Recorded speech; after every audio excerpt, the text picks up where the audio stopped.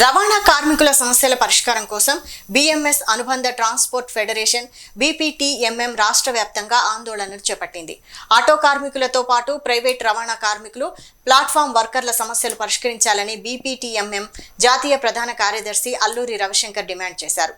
లేకుంటే చెలో హైదరాబాద్ నిర్వహించి సీఎం రేవంత్ ఇంటిని ముట్టడిస్తామని హెచ్చరించారు.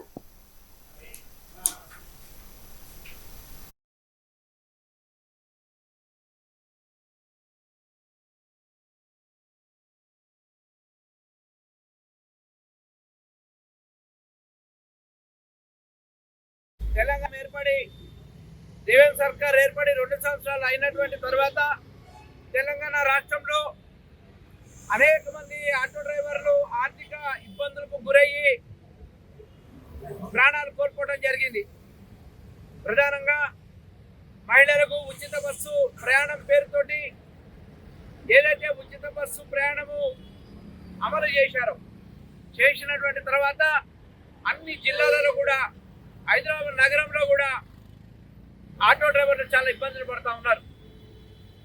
అసలే పుండంటే దానిపైన కారం చెల్లనేటువంటి విధంగా రాష్ట్ర ప్రభుత్వము ఆటో డ్రైవర్లు అడగనప్పటికీ కూడా కొన్ని పర్మిట్లు ఇచ్చి మరి ఆటోల సంఖ్య పెంచడం జరిగింది.